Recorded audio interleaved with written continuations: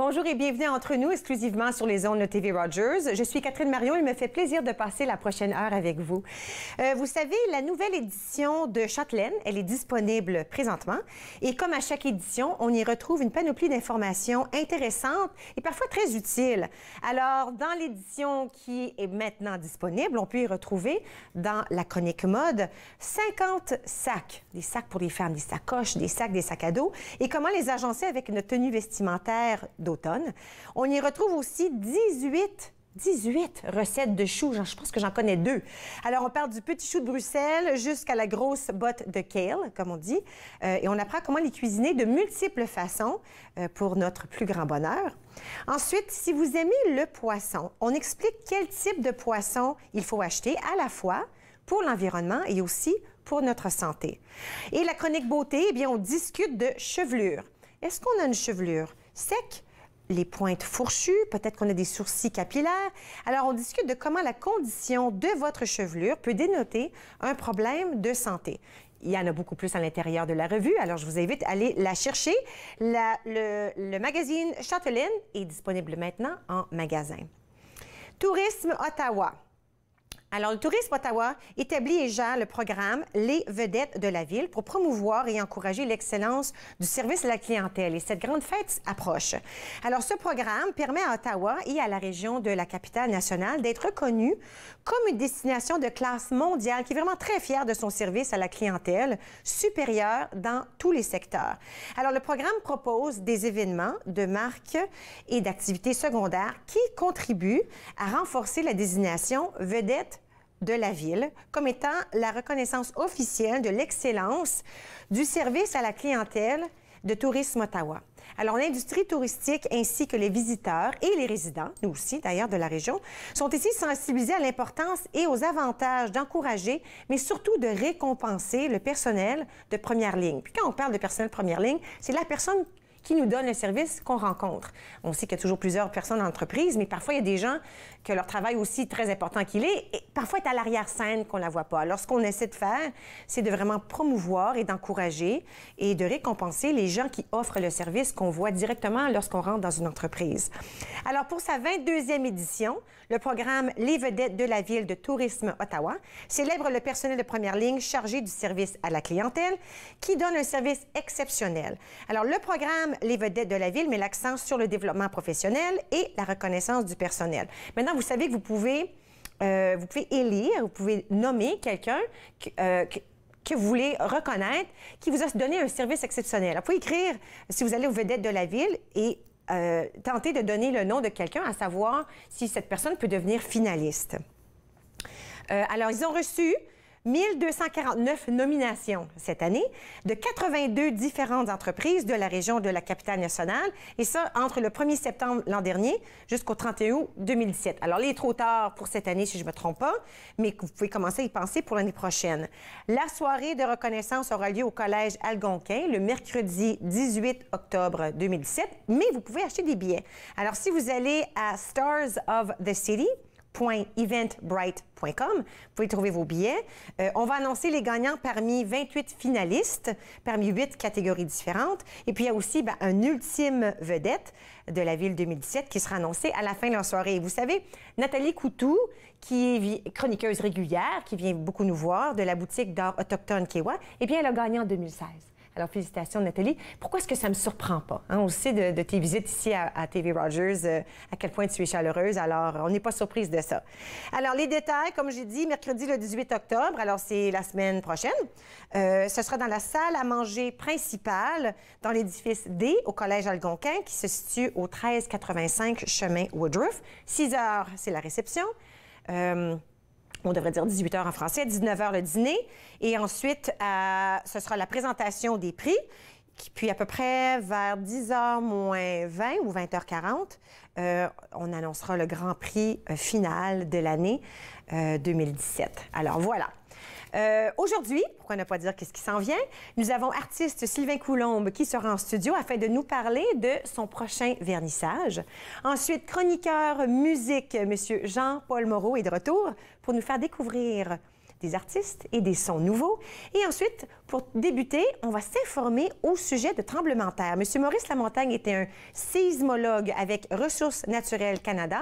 Et attendez de voir, ce sera tellement intéressant à savoir les tremblements de terre, comment ça se produit et quelles sont les bonnes choses à faire si jamais on est dans un endroit où il y en a un. Restez avec nous, vous regardez Entre nous sur les ondes de TV Rogers.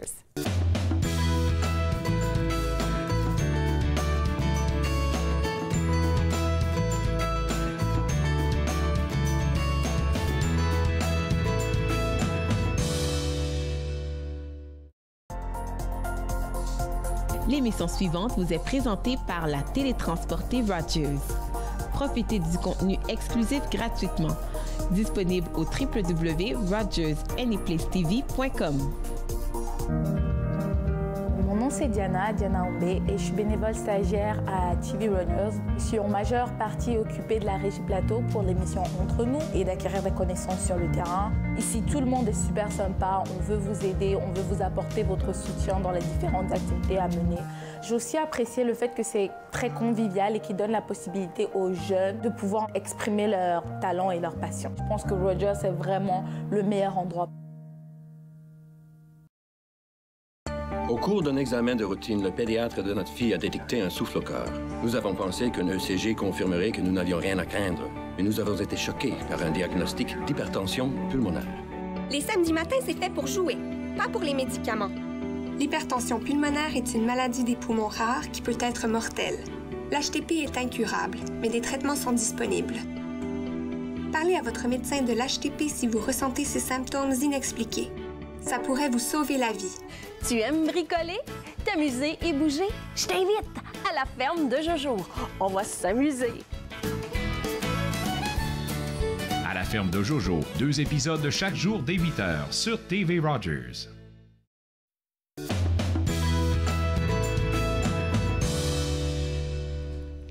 Vous êtes de retour entre nous sur les ondes de TV Rogers et quel sujet intéressant nous allons aborder présentement. Avec moi, M. Maurice Lamontagne, séismologue avec Ressources naturelles Canada. Bonjour. Bonjour.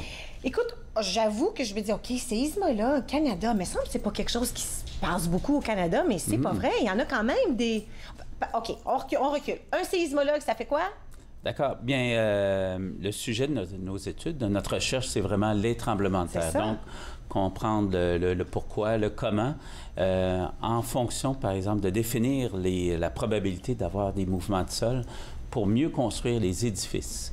Donc, dans mon domaine, on ne peut pas prédire les tremblements de terre. Donc, les gens ne doivent pas s'attendre à ce qu'on leur dise « méfiez-vous, dans la semaine qui vient, il va y avoir un tremblement de terre ». Non. Mais ce qu'on fait... Est-ce que c'est parce qu'on n'a pas encore réussi à les prédire ou c'est parce que vraiment on ne peut pas les prédire? Bien, je pense que physiquement, ça va être difficile de les prédire. Il y a beaucoup d'argent qui sont investis au Japon, en Californie, mais il n'y a encore pas de méthode. Mais cependant, on est pas mal bon à définir les zones les plus sujettes à avoir des tremblements de terre. Donc maintenant, on comprend que c'est les zones où les plaques tectoniques sont en contact l'une avec les autres. Ça, c'est 97 % de tous les tremblements de terre mondiaux le long des frontières de plaques. Donc, c'est, par exemple, la Californie, le Japon, mais aussi l'ouest du Canada, où là, on a des plaques qui bougent les unes par rapport aux autres. Alors, disons qu'il y a quelqu'un comme moi qui n'est pas sûr c'est quoi une plaque tectonique. Oui. Qu'est-ce que c'est? OK. Bien, la Terre, lorsqu'on regarde le globe, finalement, est brisée en grands ensembles. Et c'est vraiment, si on compare la Terre à une pomme, ce serait comme la pelure. Donc, l'enveloppe extérieure est brisée en grands ensembles. Comme par exemple, nous, on est sur la plaque nord-américaine. Donc, c'est tout le continent nord-américain. Et sous le Pacifique, c'est la plaque du Pacifique. Et ces plaques-là ont des mouvements qui sont toujours dans la même direction. Mais le long de ces plaques-là, on accumule de l'énergie. Et lorsqu'un jour, après des décennies ou parfois même des centaines d'années, la pression est trop grande, là, ça glisse et ça provoque un tremblement de terre. Donc, nous, on sent les vibrations dues à ces mouvements-là. Mais nous, à Ottawa, c'est pas ça. On est à l'intérieur d'une plaque tectonique, mais il y a des failles préexistantes, donc qui existent déjà, qui, elles, peuvent relâcher de l'énergie de temps à autre. Jamais des immenses comme au Japon, mais suffisant pour causer des dommages. Alors là, l'image qu'on voit présentement à la télé représente des endroits où c'est plus dangereux? Oui, c'est ça. Donc, dans l'Est du Canada, il y a des zones qui sont reconnues comme étant plus propices pour les tremblements de terre. Nous, comme on voit sur la carte, on est dans une de ces zones-là, autour de cercle. Et puis, ça inclut Montréal, Ottawa, donc toute la vallée de l'Outaouais, plus les Laurentides. Donc, on a eu dans le passé des tremblements de terre qui ont eu jusqu'à magnitude 6,2 en 1935 au Témiscamingue. Donc, il y a un certain potentiel ici. Puis d'ailleurs, les gens se rappelleront qu'en juin 2010, il y en avait eu un ici dans la région où les gens avaient été vraiment surpris par ce séisme-là. Parce que je pense qu'on est tellement surpris. Je m'en souviens, on s'en parlait justement avant l'émission. J'étais chez moi, à l'ordinateur dans ma chambre, puis j'ai cru que c'est un camion passait. Mais tu sais, après 3-4 secondes, il est long en Christophe Colomb, le camion, et j'ai regardé dehors, puis là, j'ai réalisé, oups, à l'air. Descend en bas, tout le monde est comme, qu'est-ce qui se passe? Ce qui veut dire que ça avait duré assez longtemps pour que je puisse réfléchir, descendre au premier étage. Puis là, ben, j'ai fait l'erreur. Je suis sortie dehors. Parce que je croyais, bon, c'est la chose. Pas parce que je croyais, parce que j'ai pas réfléchi. Je voulais juste sortir mes enfants de la maison le plus rapidement possible, mais ça était un assez gros, ça. Ben, sur l'échelle de Richter, c'est environ 5.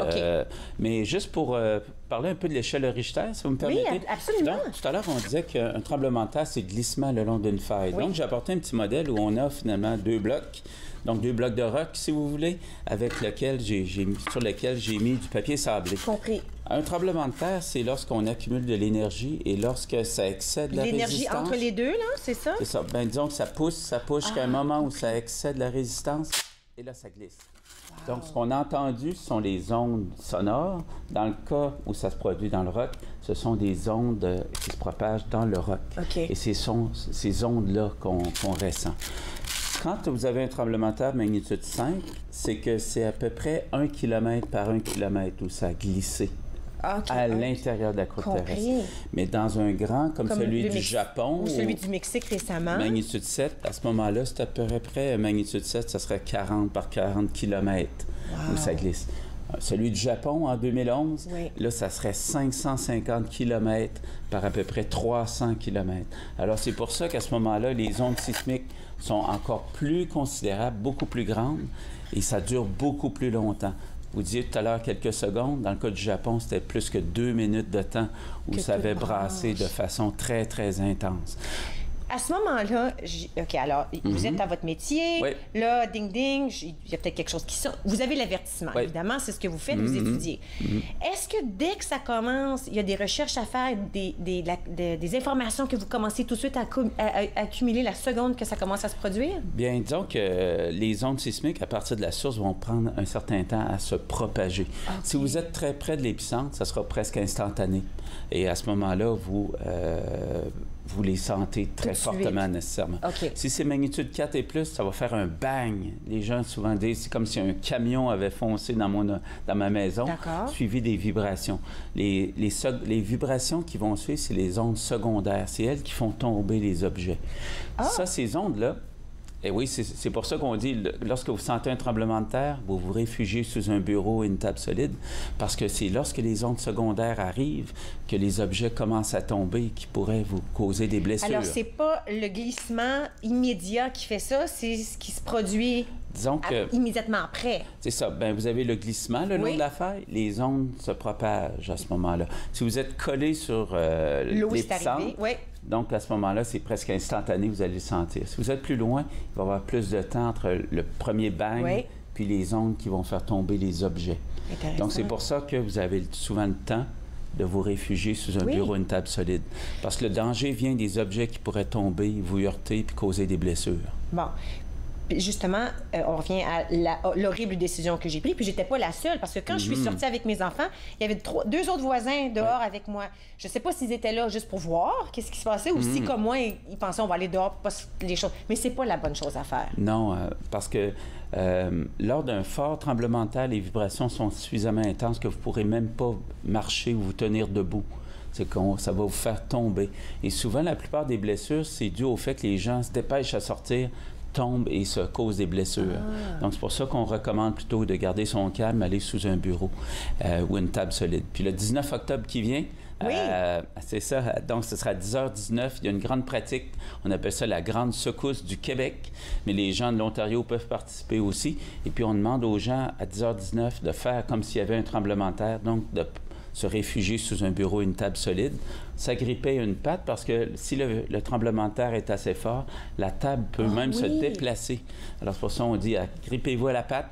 Oui. Puis lorsque les vibrations sont terminées, dans le cas d'un vrai tremblement de terre, là, à ce moment-là, on prête secours aux gens qui auraient pu être blessés. Et là, à ce moment-là, on peut évacuer l'édifice en ne prenant pas l'ascenseur, bien sûr, en vérifiant que tout est correct et on sort dehors. Si on est à l'extérieur, on se méfie parce que souvent, après des grands tremblements de terre, il peut y avoir des glissements de terrain. Donc, on évite de circuler en automobile.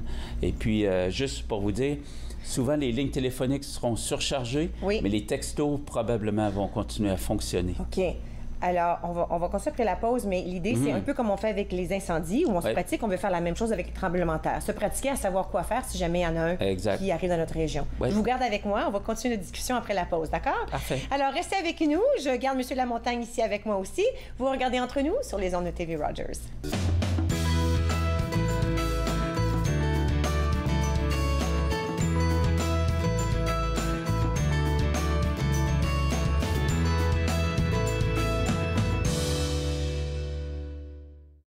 Croyez pouvoir conduire après avoir consommé de la drogue?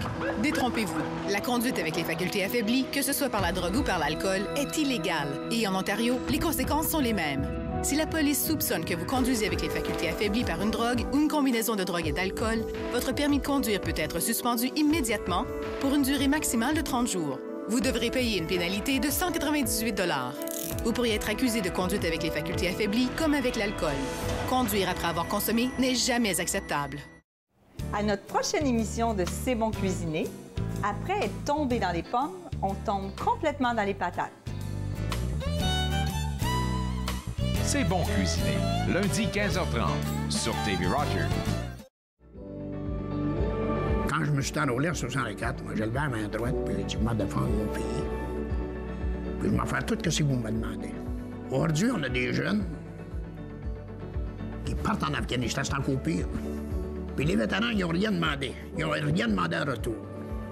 Et puis on parle de supporter les vétérans. La Légion, c'est nos champions, ça. C'est eux autres qui nous supportent.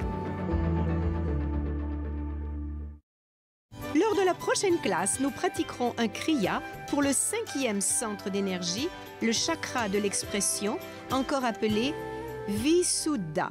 Cliquez Yoga, samedi-dimanche, 9h30 sur TV Rogers.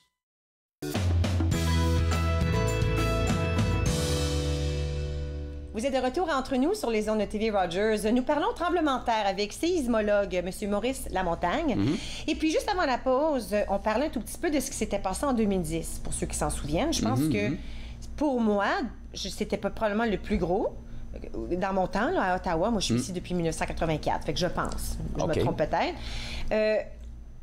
On a senti ça. D'où ça venait, celui-là? Est-ce que c'était directement chez nous ou c'était un peu à l'écart? En fait, c'était près de Val-des-Bois, donc du côté du Québec, donc près de Buckingham, si vous voulez. Et puis, c'est pour ça que nous autres, c'était moins fort déjà ici qu'à Val-des-Bois. D'habitude, plus vous êtes près de l'épicentre, plus intenses sont les vibrations et généralement, les dommages sont plus évidents près de l'épicentre. L'épicentre, c'est là où s'effectue le relâchement d'énergie. Donc, plus vous éloignez, à ce moment-là, les ondes s'atténuent et puis, généralement, les dommages vont être moins considérables. Est-ce que ça fait un bruit? Immédiatement, quand les plaques font ce mouvement, quand il y a un mouvement sous la Terre, est-ce qu'il y a un bruit ou est-ce que c'est vraiment juste quand les choses commencent, la Terre commence à bouger qu'on l'entend? OK. Si vous me permettez, tout d'abord, c'est qu'ici, on ne parle pas de plaque. On est à l'intérieur d'une plaque tectonique et c'est un mouvement le long de failles qui existent déjà.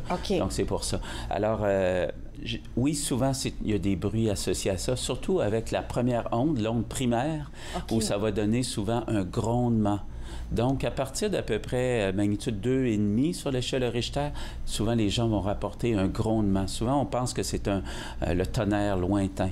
Quand on monte dans l'échelle Richter, c'est souvent un bang que ça va donner. Souvent, les gens vont nous rapporter, c'est comme si la fournaise avait explosé dans le sous-sol. Ouais. Intéressant. Et puis, en passant, les tremblements de terre peuvent se produire à toute heure du jour ou de la nuit. Donc, ça pourrait être pendant votre sommeil où vous êtes réveillé soudainement. Et puis aussi, ça peut arriver en toute saison. Donc, il n'y a pas de saison des tremblements de terre. C'est pas relié à la température ambiante. Parce que les gens qui ont déjà visité une mine, par exemple, si vous visitez une mine, à un moment donné, vous ne sentez plus la température extérieure. Qu'il fasse moins 50 ou plus 20, vous ne le sentirez pas en profondeur. Donc, dans nos régions, les tremblements de terre, c'est une profondeur entre 10 et 25 km sous la surface. Donc, c'est vraiment profondément. Et puis, la température ambiante ne change pas. Les changements climatiques, ça ne change rien pour les tremblements de terre. C'est dû à la dynamique interne de la Terre. Donc, ce n'est pas dû à l'atmosphère du tout. Bon, alors si d'abord on voyage, et là, je m'en vais à quelque part où il y a beaucoup plus de risques. Oui. À ce moment-là, on parle peut-être là où il y a des plaques. Oui. Comme le Mexique? Oui, la côte du Pacifique. En fait, à peu près tous les pays autour du Pacifique, il y a un risque de tremblement de terre. Okay. Donc, on parle du Japon, les Philippines, la Nouvelle-Zélande. Ce sont des lieux où il y a beaucoup de tremblements de terre, historiquement des très forts. Dans les Caraïbes, certainement. On se rappellera qu'en Haïti, malheureusement, en 2010, cet immense tremblement de terre de magnitude 7. On voit des images, là, et puis, les choses se font détruire. Hein? Oui, c'est ça. Ça, par exemple, ce qu'on voit, l'image, c'était dû à un tsunami au sud de Terre-Neuve en 1929. Ça, c'était en 1988. Les gens se rappelleront peut-être qu'il y avait eu un tremblement de terre au Saguenay qui avait été ressenti partout au Québec, dans l'est de l'Ontario aussi, jusqu'à Toronto, Washington même. Wow. Donc, un séisme de magnitude 6 et plus, ça sera ressenti sur tout l'est de l'Amérique du Nord parce que les ondes se propagent très, très loin. Et puis, mais les dommages sont généralement à l'intérieur d'un rayon de 200-300 km de distance de l'épicentre. Bon, alors là, on parlait de pays où je ne sais pas si je veux dire les chances sont plus grandes, mais surtout où on peut le ressentir peut-être plus violemment que chez nous. Oui. Maintenant, disons que je suis sur la plage. Je sais quoi faire quand je suis dans ma maison. On fait quoi si on est sur la plage? Est-ce qu'il y a un danger ou je suis correct parce qu'il n'y a rien qui va tomber sur moi? Bien, généralement, si vous êtes sur une plage et vous sentez un tremblement de terre, par exemple, vous êtes dans un pays des Caraïbes, par exemple, à ce moment-là, c'est toujours mieux de vous éloigner de la plage et gagner les hauteurs pendant, je dirais, une couple d'heures. Donc, on prend son drink, puis on s'éloigne pendant un moment. Oui, absolument. Parce que ça se pourrait que le séisme soit plus loin et que vous ayez senti les vibrations relativement peu fortement. D'accord. Donc, mais le tsunami, lui, il peut prendre du temps avant d'arriver. Si jamais vous aviez pas bougé, mais vous voyez la mer qui se retire rapidement, ça, c'est un signe imminent d'un tsunami. Quand elle s'éloigne de moi, là, quand elle se retire, elle s'éloigne de la plage. Okay. On ne parle pas de la marée, là, mais vraiment, ça se retire rapidement. Ça, c'est Prenez vos jambes à vos coups. Oui, absolument.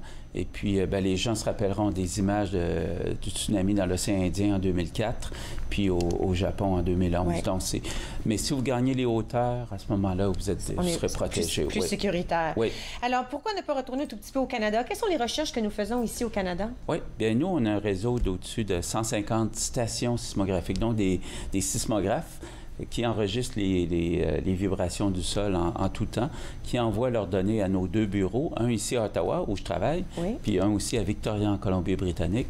Et puis, quand il survient un tremblement de terre, on localise sa source, on calcule son épicentre sur l'échelle Richter et immédiatement, on envoie ces données-là aux organismes de sécurité civile pour leur dire le potentiel de dommage. Et à ce moment-là, eux vont répondre à cette menace-là. Moi, comme sismologue, souvent aussi, c'est qu'à ce moment-là, presque immédiatement, le téléphone sonne, les médias m'appellent pour savoir qu'est-ce qui s'est passé. Et à ce moment-là, je rappelle aux gens justement que c'est toujours bon de savoir quoi faire lorsque survient un tremblement de terre. Dans ma vie, le plus fort que j'ai eu, que j'ai connu, c'est celui de 1988 au Saguenay, où j'étais sur place. Ah, par pur hasard! Oui, bien, c'est parce qu'avant, il y avait eu un tremblement de terre quelques jours avant. On avait installé nos appareils pensant à enregistrer des petites répliques sismiques. Et là, on avait eu le magnitude 6. Wow. Mais l'électricité était partie. C'est quelque chose à se rappeler. Quand ça arrive, souvent, l'électricité va partir. Donc, d'avoir une lampe de poche à proximité, c'est bon. Pensez aussi que votre cellulaire, si jamais l'électricité part pendant 3 jours, il va arrêter de fonctionner. fonctionner, vous ne pourrez plus vous brancher. Ouais. Alors, il s'agit on vise l'autonomie pendant à peu près 72 heures, comme pour toute situation d'urgence, finalement. Donc, d'avoir suffisamment d'eau, de nourriture, d'avoir des piles. Et puis aussi, en parler à vos enfants, par exemple. Des fois, on se dit, les enfants, on ne veut pas les énerver pour rien, mais leur dire, dans une situation d'urgence, papa, maman sera là pour t'aider, et puis voici ce qu'on ferait ensemble, etc. On sait que dans les pays comme le Japon et la Californie, on tente de bâtir des maisons, des ponts, des choses qui sont capables de soutenir l'événement. Oui. Est-ce qu'au Canada, on fait ça, nous autres aussi? Absolument. Ah oui, hein? Oui, oui. Donc, les premières mesures pour faire face aux tremblements de terre ont été introduites dans le Code national du bâtiment dans les années 50. Et depuis ce temps-là, il y a eu des mises à jour, et la dernière mise à jour était en 2015. Et à ce moment-là, ça permet aux édifices de résister aux vibrations. Ça ne veut pas dire qu'il n'y aurait pas de dommages à l'intérieur des édifices. Mais ce ne sera pas nécessairement... C'est coulé, c'est ça. Exact. Wow. Et c'est ça le but, finalement. Mais à l'intérieur des édifices, il peut quand même avoir des dommages. Les tuyaux peuvent crever, des produits chimiques pourraient tomber, ou à la maison, par exemple, vos étagères pourraient tomber, la cheminée pourrait, elle aussi, céder. Alors, c'est peut-être une bonne chose de faire vérifier la maison après un gros tremblement de terre. Absolument. Bien, il y aurait des ingénieurs, probablement, qui pourraient faire ce genre d'inspection-là. Mais chez vous, généralement, pour le genre de séisme qu'on a, la cheminée, c'est la première chose qui tombe. OK. Alors, et pensez que, par exemple, si vous chauffez l'hiver, à ce moment-là, ça se pourrait que vous ayez des problèmes pendant un petit moment. Mais il y a des choses qu'on peut faire pour minimiser ce type de dommages-là. Puis sur notre site web, là, rncan.gc.ca, on a des suggestions sur savoir quoi faire. Wow! Je pense que j'aurais pu vous garder pour toute l'heure. C'est tellement intéressant. Merci beaucoup pour l'information. Je veux rappeler à tout le monde à la maison d'aller justement au site web. Alors, de un, pour voir la grande secousse, c'est une invitation où on se pratique. Quoi faire si jamais il y a un tremblement de terre? Alors, ça se passe le 19 octobre à 10h19. Allez en ligne. Alors, c'est rncan.gc.ca, toutes sortes d'informations et aussi quoi faire si jamais ça devait nous arriver dans notre région. Nous allons prendre une toute petite pause et puis, au retour, on parle avec M. Moreau. Restez avec moi, vous regardez Entre nous sur les ondes de TV Rogers.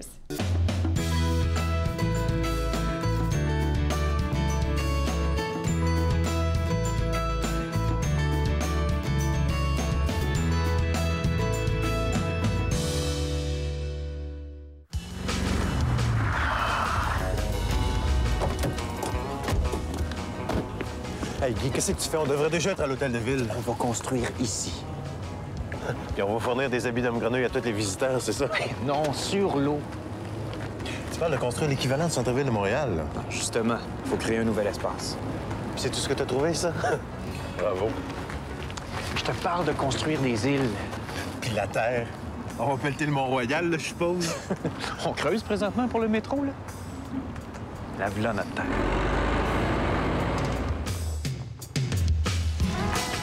12 mois et 25 millions de tonnes de remblai plus tard, l'île Sainte-Hélène est agrandie et l'île Notre-Dame est créée. Viens, faut pas faire attendre le maire Drapeau. L'Expo 67 de Montréal a été l'exposition universelle la plus populaire du 20e siècle. Cette semaine, à l'émission Court-Circuit, on rencontre l'artiste Justin Lacroix, un franco-manitobain qui était en nomination lors de la semaine Trior. Soyez à l'écoute. Court-Circuit, vendredi, 21h sur TV Rogers. À la prochaine émission, nous vous présentons la première partie de notre rencontre avec Sœur Fernande Quesnel. Elle portait le nom de Sœur Rose de la Sagesse. Données sans compter, vendredi 15h sur TV Rogers.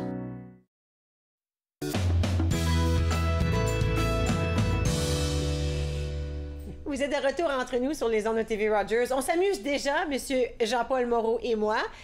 Écoute, on aime toujours t'avoir ici avec nous autres parce que on parle toujours de choses intéressantes. Bien, j'espère. Toujours. Alors, en premier temps, on veut peut-être parler de... Encore jeune? Oui. Est-ce que ça te convient? Ben oui, ça me convient. Tout à fait, tout à fait. Catherine, pour Encore jeune, on recommence. Ça a pris un certain temps à ce que la saison débute. Bien sûr, pour diverses raisons, puis c'est pas tellement important. L'important, c'est que, justement, on recommence à être en ondes la semaine qui s'en vient. On a tourné donc depuis quelques jours maintenant un certain nombre de reportages et je suis vraiment content. Vraiment content qu'on reprenne le colis. Disons qu'il y a quelqu'un à la maison qui ne connaît pas Encore jeune. C'est quoi? Encore jeune, c'est une émission qui, d'une demi-heure pour commencer, qui a pour but et vise comme auditoire particulièrement les aînés, mais c'est beaucoup plus que ça. En réalité, on a, au cours des années, au cours des saisons, on a vu justement que l'auditoire commençait à s'élargir, à s'ouvrir, etc. Alors, on ne perd pas la perspective des aînés, bien sûr. On a un certain créneau quand même qu'il faut respecter, mais on s'ouvre à d'autres auditoires et ça, je trouve ça intéressant. Et au niveau des sujets aussi, c'est intéressant parce que non seulement on y va avec les sujets qui sont d'intérêt pour les retraités et les aînés, mais aussi on ouvre aussi notre spectre de sujets. Avant, on touchait très, très peu le culturel. On en touche un peu plus. On touchait un peu moins aussi les aspects un peu moins sociaux et politiques. Là, on va ouvrir aussi un peu les vannes de ce côté-là aussi. C'est intéressant. Ce sont des très, très beaux défis pour un animateur, pour le réalisateur Nicolas Vissante également, mais aussi pour les auditeurs. Je pense que c'est intéressant d'avoir une émission un peu à l'image d'entre nous où, justement, les gens qui vont regarder cette émission-là ont plusieurs intérêts et on essaie de combler à notre tour aussi des intérêts différents des vôtres, mais en même temps qui peuvent les intéresser aussi, évidemment. Alors, quand on parle de sujet, qu'est-ce qui s'en vient? De quoi on va parler dans les prochaines émissions? Dans les prochaines émissions, entre autres, il va être question de théâtre, par exemple. Alors, ça, c'est presque d'ailleurs, parce que votre fille, il y a des choses qui sont redondantes, mais qui reviennent donc à chaque saison, parce que c'est extrêmement couru par l'auditoire. Les pièces de théâtre, par exemple, au Centre Pauline Charon, ça fait des années qu'on le couvre à Encore jeune, et c'est chaque fois couru, c'est chaque fois énormément suivi par les auditeurs, par les gens qui sont dans les centres. Alors donc, le théâtre, assurément qu'on va continuer à couvrir ça. Les nouvelles technologies aussi, c'est intéressant pour les aînés. On sait que souvent, moins maintenant, parce qu'on les sensibilise à la chose, mais les aînés jusqu'à un certain point, avait une espèce de retenue, un peu de répulsion, de méfiance vis-à-vis des nouveaux gadgets. Des gadgets, oui, parce qu'il y en a plusieurs. Avant, certains d'entre eux se sont habitués à l'ordinateur, l'écran et le clavier. Bon, mais là, on ajoute le téléphone, la tablette, la petite tablette, puis là, on branche à telle chose, ça fait Puis là, maintenant, tout le Wi-Fi, etc. en plus. Les codes à rentrer, pour que tout fonctionne. Les aspects de sécurité aussi, c'est extrêmement important. Et je pense d'ailleurs que entre nous et Encore jeune, on n'en parle pas assez, justement, de tous les aspects de cette sécurité de nouveaux médias. Et puis ça marche là, de 5 ans à 95 ans, c'est important, cette sécurité. Et le hameçonnage dont on parle mais ces jours-ci, parce que ça redevient encore une autre actualité, je pense qu'il faut sensibiliser les gens à ça. C'est vraiment pas, et ça doit certainement pas être très, très drôle de se faire achaler et de se faire, comment je dirais, pris dans ce piège, parce que c'est des pièges. Puis c'est drôle que vous dites ça parce que mon beau-père a reçu un appel récemment, un homme assez âgé, et puis on discutait à la table, il dit, je suis pas mal sûre que c'est un appel véridique parce qu'il connaissait, puis je me souviens pas qu'est-ce qu'il a dit, son numéro de téléphone ou son adresse courriel. Puis là, nous, on disait, c'est tellement facile de trouver un numéro de téléphone. C'est très facile. Alors, on essaie de lui faire comprendre, non, je pense, avant de lui donner quoi que ce soit comme information, pose telle question, mais le déclic, c'était pas fait. Tout à fait. Et ce qui est intéressant, Catherine, c'est que il faut pas non plus avoir, et c'est un peu pour ça qu'il est important de parler de ces technologies-là et puis de l'aspect sécuritaire, c'est que on peut facilement développer, comment je dirais, une tendance paranoïaque par rapport à ça. C'est vrai. Et donc, dès que le téléphone ou l'iPhone ou la tablette, etc., ou qu'on reçoit un contact, on se méfie, là. On se méfie, on a l'instinct, faut pas que je touche à ça. Je pense pas que ce soit la bonne attitude non plus. Il y a tout un aspect d'éducation à faire pour justement reconnaître les signes. Monsieur Lamontagne parlait de signes avant-coureurs de la sismologie. C'est important, justement, de reconnaître aussi, il y a des signes avant-coureurs aussi qui donnent ça. Alors, en tout cas, cet aspect-là, je pense que ça devrait être absolument... on va certainement en reparler aussi parce qu'il y a un besoin à sensibiliser les gens là-dedans. La prochaine émission, donc celle qui s'en vient cette semaine, on va parler, je te donner encore d'autres sujets, on va parler de l'autisme. C'est intéressant aussi cet aspect-là. Les gens sont davantage sensibilisés à l'Alzheimer, au cancer, mais l'autisme, toute la question de l'autisme est extrêmement importante aussi. Et plus il y a d'études qui sont faites sur l'autisme, plus on se rend compte que, si je me souviens bien, aux dernières statistiques de Statistique Canada, il y avait pas loin de 800 000 personnes atteintes de l'autisme à différents niveaux. Oui, parce que souvent, on pense jeunes et ados. Tout à fait. Mais ces personnes vivent une vie, ou peuvent, en grande partie, vivre une vie très longue. Absolument, tout à fait. Alors donc, cet aspect-là aussi est à traiter et on va en parler justement dans la prochaine émission avec l'organisme L'Arche. L'Arche, d'ailleurs, c'est intéressant. Si on fait une petite recherche, on se rend compte qu'il y a deux succursales, si on veut, une à Ottawa et une à Gatineau, mais que c'est un organisme pan-canadien. C'est vraiment un organisme extrêmement important que l'Arche. Et donc, on en présente quelques extraits d'entrevues et d'organisations. C'est un organisme qui aide ces gens, c'est ça? Tout à fait, absolument. Okay. Un qui aide à la recherche, et de un, et de deux, bien sûr, qui aide les gens à vivre avec l'autisme, tout à fait. Oui, parce que quand ils sont très jeunes, ce qui arrive, c'est que le ou les parents restent avec eux très, très longtemps, mais il y a un moment où le parent ne sera peut-être plus sur la Terre. Alors, qu'est-ce qu'on fait avec ces gens-là? Tout à fait. Ils doivent encore avoir de l'aide. C'est intéressant. Tout à fait. Et en plus de ça, je pense que, encore une fois, tous les signes avant-coureurs sont extrêmement importants aussi de se rendre compte aussi. Okay. Malheureusement, c'est comme pour toutes les maladies, pour l'Alzheimer, pour le cancer, bon, et tout, etc. Les signes, il y a toujours des signes avant-coureurs. Je reviens à ça. Je trouvais la notion de M. Lamontagne extrêmement importante. L'aspect de, il y a des signes. Et il faut reconnaître les signes. C'est vrai pour l'autisme, c'est vrai pour les autres choses. Absolument, tout à fait. Intéressant. Exemple, donc, de sujets qu'on va parler. On va rencontrer aussi Angela Clark, qui est une sculptrice sur pierre. C'est un art extraordinaire. On est allé dans son atelier, dans la poussière de marbre, pour voir comment est-ce qu'elle sculpte son travail. C'est un autre des sujets dont on va parler à Encore Jeune. On a déjà hâte à la prochaine émission de Encore Jeune, qui débute la semaine prochaine, n'est-ce pas? C'est ça. La semaine prochaine. Je te garde avec moi. Tout à fait. On va à la pause et à notre tour, on parle de chronique musique. Pourquoi pas? Tout à fait. Extraordinaire. Alors, restez avec nous, s'il vous plaît. Vous regardez Entre nous sur les ondes de TV Rogers.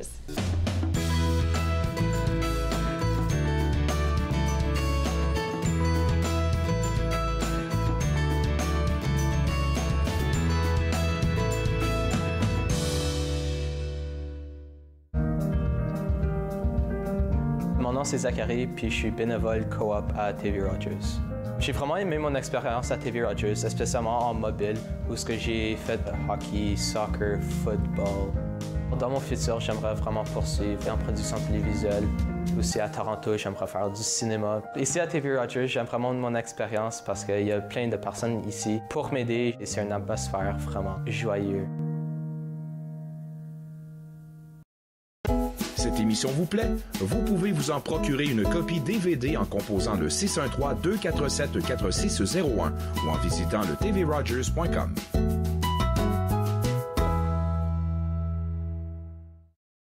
À l'âge de 31 ans, je suis en attente d'une transplantation des poumons. On me dit tout le temps, « Tu n'as pas l'air malade. » C'est une chose d'avoir à gérer mes symptômes physiques, mais parce que je ne parais pas malade, je dois aussi faire face à ça.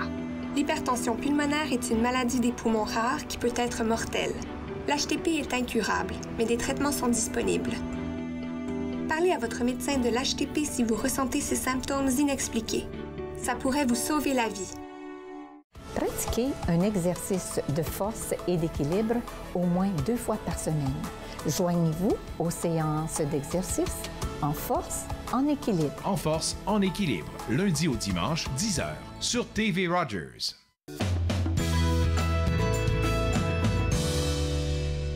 Vous êtes de retour entre nous sur les ondes de TV Rogers. Alors, avant la pause, je discutais avec Jean-Paul Moreau et on parlait de Encore Jeune, qui commence jeudi, 20h, ça s'en vient, et puis ça c'est rediffusé durant la semaine. Tout à fait. Mais là... Est-ce que je peux préciser une chose? Ben oui! Le dernier sujet qu'on va traiter, parce qu'on a gardé la formule des 3 reportages à Encore Jeune. D'accord. Le dernier reportage, c'est ce qui a été tourné cet été à Bibliothèque et Archives Canada, le Sommet sur les aînés, qui a été une association au niveau de l'organisation entre la FARFO d'Ottawa et aussi la Fédération canadienne des aînés. Et il y a eu un sommet important qui s'intitulait « Vers l'avenir » et ça fait l'objet aussi de notre troisième reportage. Pourquoi est-ce qu'on le passe maintenant? Tu vas me dire, le 15-16 juin, c'est un peu passé cette affaire-là. Okay. C'est tout simplement parce que nous autres, on a quitté la dernière Encore jeune, la dernière saison. C'était une semaine auparavant. Alors on s'est dit, on va canner, comme on dit dans le métier. Oui. On va enregistrer la chose. Mettre de côté. On va la mettre de côté et à un moment donné, ça va nous servir. Et effectivement, donc ça nous sert pour la première. C'est pour ça qu'on en parle un tout petit peu. Je tenais quand même à préciser parce qu'il y a un certain décalage dans l'actualité en tant que tel. Mais c'est un sommet extrêmement important parce que ces sommets-là se tiennent au niveau régional, se tiennent à toutes les années, mais la réunion canadienne de l'organisme ou des organismes pour aînés se tient aux 2 ans. Et donc, par conséquent, c'est important aussi, d'autant plus que ce sommet-là, les conséquences, les séquelles, les suites de ce sommet-là vont se faire sentir durant les 2 prochaines années. Okay. Alors, il y a des chances que tu en parles, il y a des chances que moi j'en parle aussi. Oui, évidemment. alors des décisions se sont faites, on apprend des nouvelles choses. Absolument. Okay. Alors, je voulais juste préciser cette chose-là aussi pour le troisième 20h, jeudi et rediffusé durant la semaine. On peut voir ça à tvrogers.com pour avoir tous les détails. Tout à fait. Mais là, vous n'êtes pas seulement intéressé dans tout ce qui est pour les aînés et plus, on s'intéresse aussi à la musique. Alors, ça, votre chronique avec passion. nous, c'est votre passion. Oui. J'adore que vous êtes passionné de 2 choses. Alors aujourd'hui, de quoi on parle en fait de chronique musique? J'ai décidé, je l'avais annoncé la dernière fois, mais je voulais absolument y venir, et ça tombe bien, on parlait d'autisme tantôt. Oui. Tu vas voir, il y a un lien à faire avec l'artiste. C'est un compositeur que j'ai découvert en 1994 à peu près, 94-95. Ça fait longtemps qu'il est dans le métier. À ses tout débuts, son nom c'est John Adorney. À ses tout débuts, il venait tout juste de sortir de l'Université du Connecticut en musicologie. Alors donc, le gars, il est allé chercher quand même une formation de musicien fort solide. C'est pas un conservatoire, etc., mais ce sont des études à la fois musicale et théorique. C'est la première étape de sa formation. D'accord.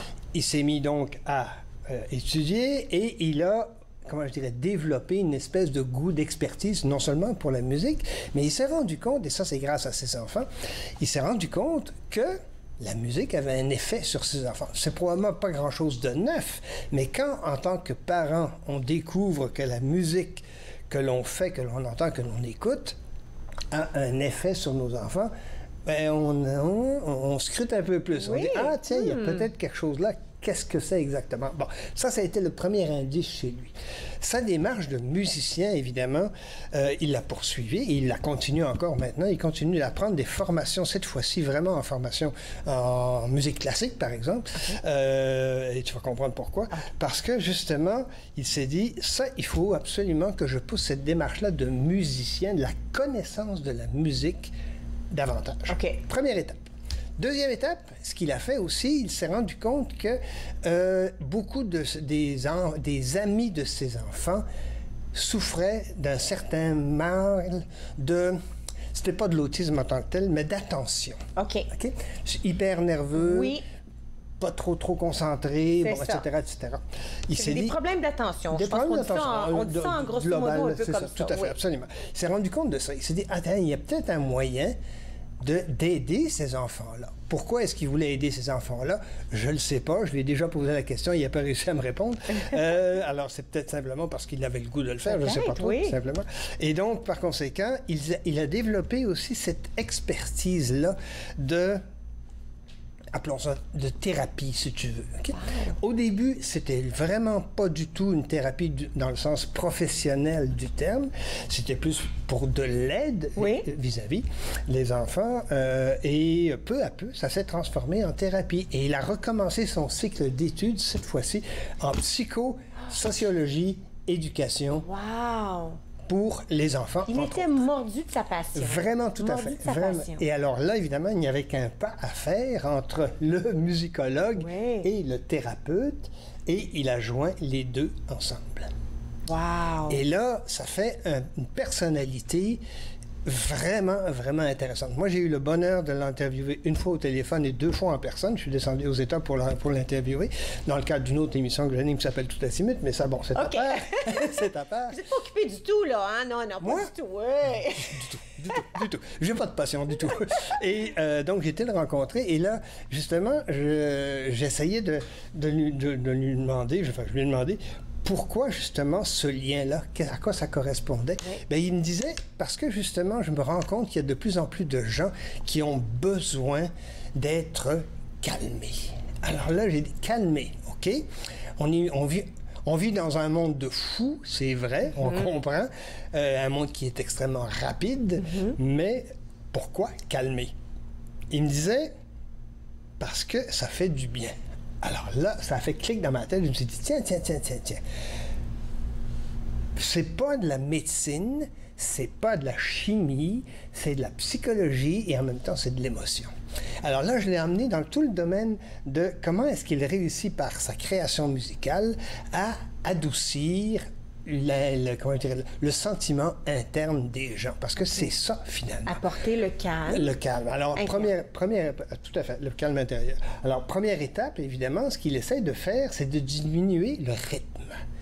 C'est un peu comme toutes les thérapies par le zen, etc., ou encore le yoga aussi, etc. C'est la même chose. Donc, la première chose à faire... un peu comme ça. Tout à fait. La première chose à faire, c'est d'éviter de parler vite, d'être énervé, donc de baisser le rythme. Vraiment ça. Moi, j'aurais besoin de ça. OK. Penses-tu? C'est dans nos gènes. Dans nos gènes, oui, c'est ça, exactement. Oui, c'est ça, effectivement. Alors, donc, première étape, baisser le rythme. C'est ça qu'il a voulu faire. Et la plupart de ses pièces, je ne veux pas dire qu'il ne fait pas des pièces où il n'y a pas de vivacité, mais le rythme de ses pièces, ce n'est pas de la musique de contemplation, mais ce n'est pas non plus de la musique extrêmement rapide. Il ne faut pas s'attendre à danser là-dessus. Okay? Ça, c'est sûr et certain. Oui. Mais ça c'est la caractéristique de sa musique, première chose. J'ai l'impression qu'on va aller à la pause bientôt. Alors... Tu sais lire mes pensées. Par hasard, oui, je le vois dans tes yeux. Alors, c'est le bon moment de... Merci de me dire que c'est le moment d'une pause. Alors, comme de fait, on va continuer de parler de cet artiste, mais on va aussi entendre un tout petit peu de la musique après. Alors, soyez prêts à être relaxés immédiatement après la pause. Vous regardez Entre nous sur les ondes de TV Rogers.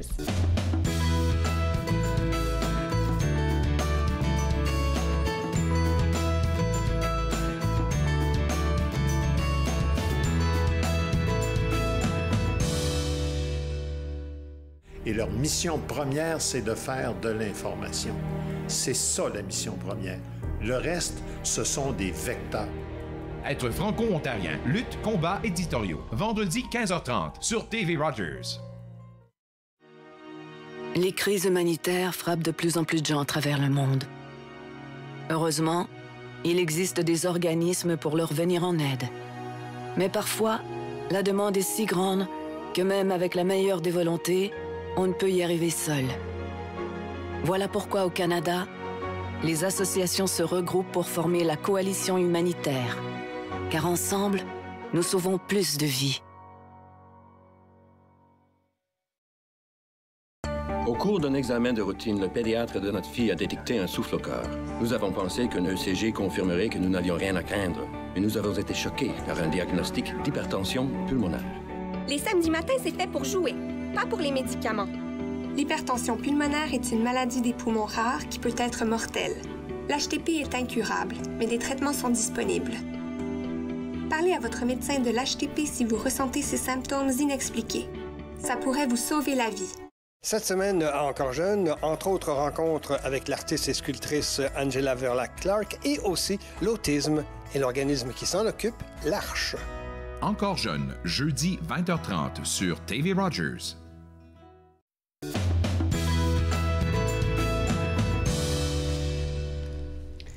Vous êtes de retour Entre nous sur les ondes de TV Rogers. Monsieur Jean-Paul Moreau est toujours avec moi. On parlait d'un artiste qui se fait comme devoir de créer de la musique apaisante, tout à fait. qui peut calmer. Est-ce que c'est seulement pour les enfants ou c'est pour les ados ou c'est pour les adultes? C'est pour tout le monde et je m'en suis rendu compte. Il a une douzaine d'albums qu'il a fait depuis le début de sa carrière de musicien et de musicothérapeute.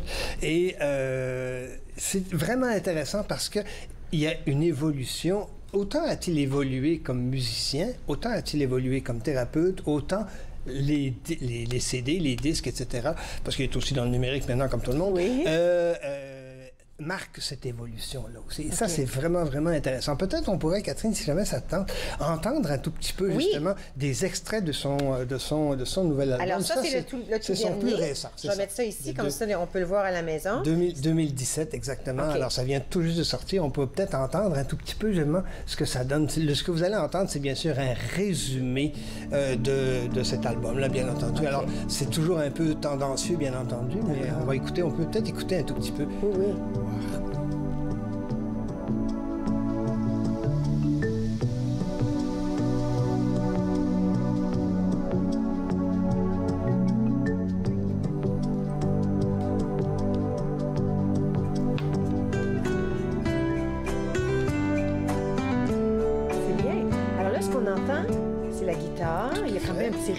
C'est pas du tout de la musique d'ascenseur. Absolument pas. Loin de moi l'idée que c'est de la musique d'ascenseur. Les gens disent la musique calmante. C'est musique ascenseur.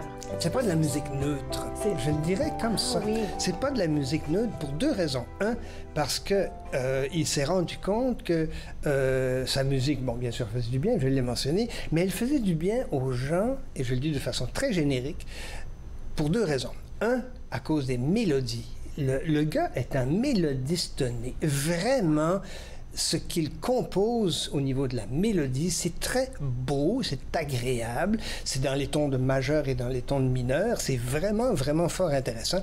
Et l'autre chose qu'il s'est rendu compte aussi, c'est que dans certains des arrangements qu'il fait, il peut aussi jouer, mettons qu'il fasse une mélodie en majeur, son harmonisation va être en mineur.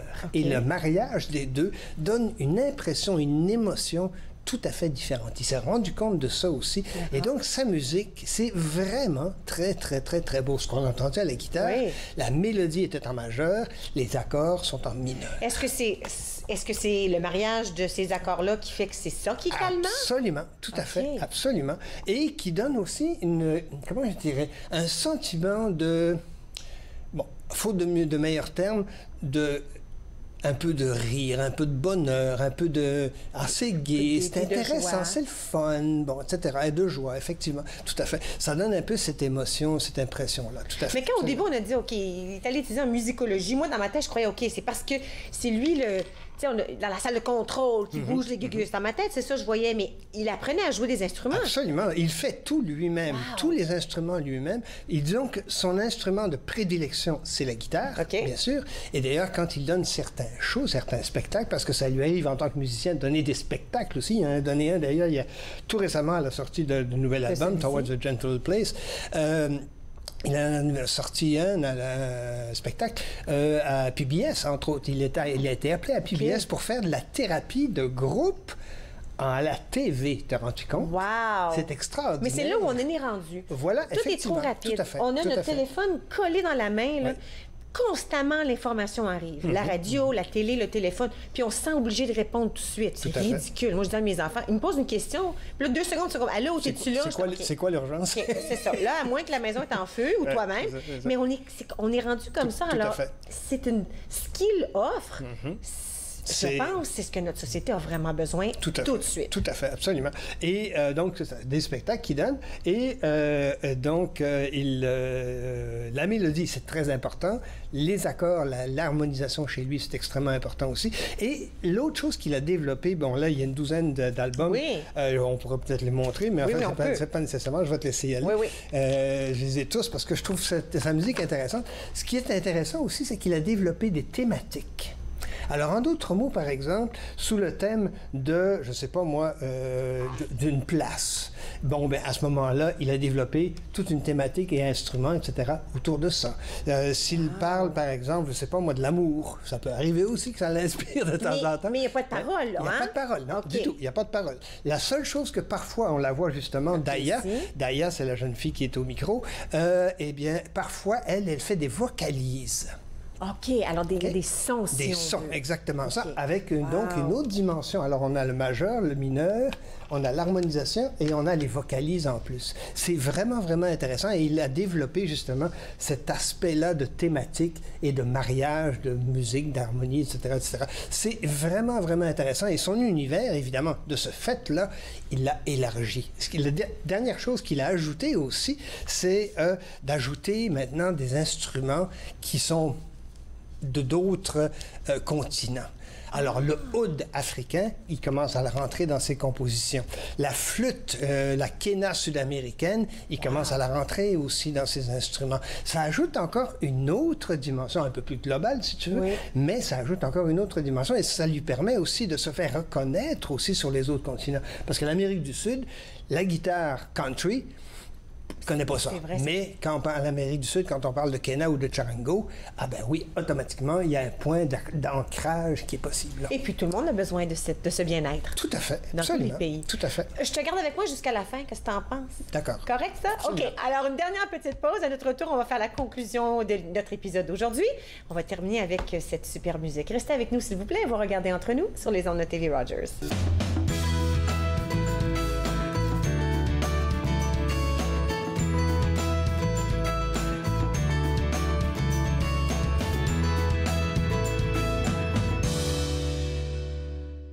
Monsieur de Champlain, lorsque j'aurai traversé cette contrée et rejoint la Chine, je leur rendrai hommage, vêtu de ceci. Monsieur Nicolet, votre mission sera pour l'honneur de la France et de la Sainte-Foi. À l'été 1634, Jean Nicolet quittait Québec à la recherche de la route qui joindrait l'Europe et l'Amérique à la Chine. Mais où est-ce? C'est là-bas, l'endroit que tu cherches. Durant des mois, Nicolet affronta l'inconnu, cherchant la mer d'Occident. Bonjour, Mississippi! Qu'est-ce qu'il a dit? Il dit Mississippi, les grandes eaux. Mississippi, la mer, la Chine. Nicolet se trompait. Ce n'était pas le Pacifique, mais le lac Michigan. D'autres poursuivraient son rêve. Joliette, La Salle, la Vérandrie, ouvrant l'Amérique du Nord depuis les Rocheuses jusqu'au golfe du Mexique. Cette semaine, à Ma vie, mon assiette, nous parlons d'arthrite avec Carole Saint-Don et nous réinventons nos favoris en cuisine. Ma vie, mon assiette, vendredi 20h sur TV Rogers. Je vous lance l'invitation d'être là à chaque semaine avec ma brochette d'invités de chroniqueurs. On parle de toutes sortes de sujets. Je suis certaine que vous allez être intéressés. Nathan parle, mercredi 19h sur TV Rogers.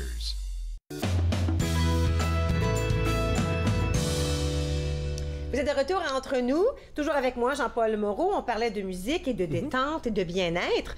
Et de l'artiste en question, le nom, j'oublie déjà, j'arrive pas à le prononcer. John Adorney. A-D-O-R-N-E-Y. Bon. Et puis là, regarde, là, tu les as portés avec toi. Là. Ça, c'est CD du début, là, celui en dessous.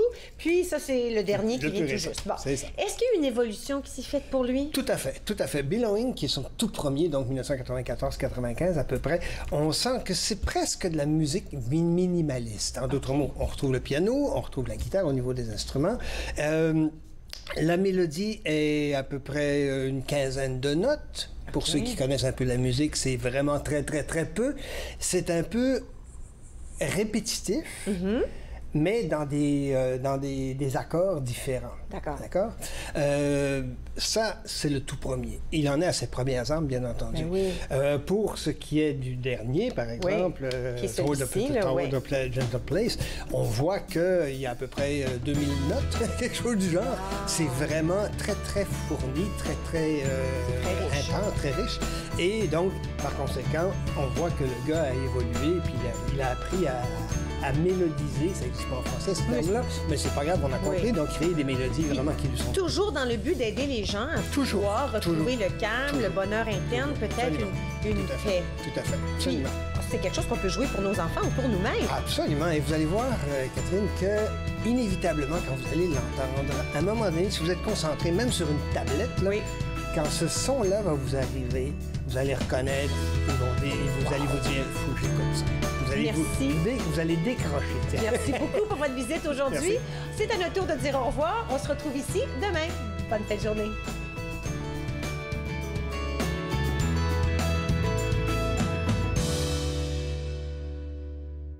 Faites-nous part de vos commentaires en composant le 613-521-2323 par courriel sur Facebook et Twitter.